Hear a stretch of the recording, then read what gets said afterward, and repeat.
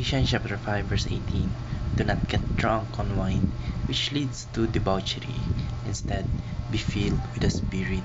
Magandang araw at tatalakayin po natin ngayong araw sa ating daily devotion ay ang filled with Holy Spirit. At ang unang turuan na natutuhan ko ngayong araw kay Pastor Russell Campoy, the Spirit gives us spiritual breakthroughs. Ang banal na spirito daw po ay nagbibigay ng tagumpay sa ating mga spiritual na laban o ating mga battles at saka yung mga hadlang na pinagdadaanan nating mga mananampalataya.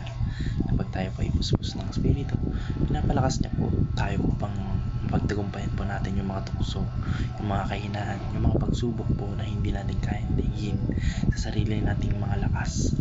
Halimbawa po, yung isang tao na may matinding galit, may matinding inggit, yung may matinding addiction sa certain things o certain games or etc. Maaari po silang bigyan ng Espiritu Santo ng kapayapaan, ng pagpapatawad, ng kalayaan mula po sa pagkakagapos doon sa kasalanan na yun. Yung mga breakthrough po na yun ay hindi lamang simpleng pagbabago ng ugali, kundi isang pagbabago sa puso po na bunga ng presensya ng ating Panginoon sa ating mga buhay. Kasi nga po, di ba, kapag kung ano yung nasa loob ng puso natin, yun yung magre-reflect sa ating pagkatao.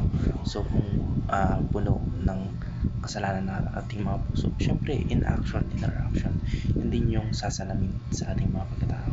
At kung puno naman ng presensya ng ating Panginoon Diyos yung ating puso, syempre yun din yung magre-reflect sa ating mga puso. At hindi po ito galing sa ating mga sariling pagsusumikap, kundi kapangyarihan po ito ng Espiritu na nananahan sa atin. Ang natutuhan ko naman po sa pangalawang katarungan ni Pastor Russell Campoy, the Spirit guides us to become more like Jesus. Ang layunin po ng Espiritu Santo ay ihubog tayo ayon po sa wangis na ating Panginoong Kristo, maging Christ-like. Sa araw-araw po nating pamumuhay, tinuturuan niyo po tayong mamuhay sa pag-ibig, sa pagiging may humility o pag-humble o may kababaan loob, yung pagtitiis, tsaka yung kabanalan. May mga katangian po tayo makikita na dapat sumalalamin. Ito po yung mga katangian nakikita natin sa ating Panginoong Kristo na dapat sumasalamin sa ating mga mananampalataya sa pamamagitan po ng Espiritu Santo o ng Holy Spirit na pag napapaalalahanan po tayo sa mga salita ng ating Panginoong Kristo at ginagawain po tayo sa mga tamang desisyon. Halimbawa po sa oras ng tukso o sa galit. Specifically, may bulong po na nangusap sa ating mga puso o alam niyo po yung may ganong time kasi kunwari na-feel na tayo ng galit tapos biglang may magre-remind sa ating mga puso na alalahanin mo na yung galit dapat kinokontrol, dapat may bound o may boundary yung galit, hindi lang dapat pinapalabas ng tawag dito yung parang wala ka ng paki sa paligid, yung parang wala ng emosyon, wala ng puso, wala ng tawag dito pakiramdam yung mga kinakausap mo, yung pinagkagalitan mo. Syempre kapag may times na ganun, naalala natin na yung love ni Lord na kahit tawag dito anong kasalanan nagawa natin, mas pinili niya pa rin tayo iligtas. And may mga parang voices in our head na ganun. So yun po yung Espiritu Santo na nagtuturo po sa atin na kung ano po yung gagawin, na pumipigil po sa atin na gumawa ng kasalanan. Kaya habang tayo po ay patuloy na nagpapasakop sa Espiritu Santo o sa ating Panginoong Kristo, unti-unti po tayo nagiging katulad ng Panginoon sa pag-iisip, sa pananalita at sa gawa. Ang natutuhan ko naman po sa pangatlong katarungan ni Pastor Russell Campoy, the Spirit leads us to a greater, higher, and deeper love and commitment to God.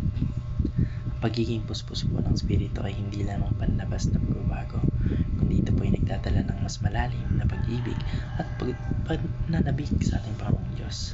Sa halip po na hanapin yung kasiyahan sa mga makamundong bagay, especially sa pag-iinom, kasi kagaya nga po na sinabi ni Pastor Russell Campoy na kapag nalasing tayo sa alak, yung mga bagay tayong hindi natin usually na ginagawa at parang nagagawa natin. Example yung pag paghiga o pagtulog sa kalsada, yung pagsusuka kahit saan-saan, yung pagwawala, yung mga nailalabas nating emosyon na dati nakokontrol natin. Yun po yung mga bagay na parang imbis na tayo yung kumokontrol sa emosyon natin, ay inaaya natin na yung sin o yung pagiging drunk sa alak yung kumokontrol sa atin, at yung ating mga puso po ay naiiba ng direksyon dahil po sa certain na sin na iyon.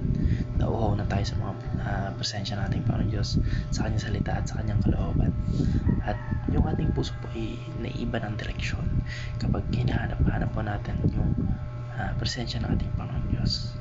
And ang mga puso po ng Espiritu Santo ay may masinhing pagnanais na maglingkod, mag-serve, o siyempre sumamba tsaka sumunod sa ating Panginoon Diyos, hindi dahil obligado, hindi dahil tayo dahil sa pag-ibig.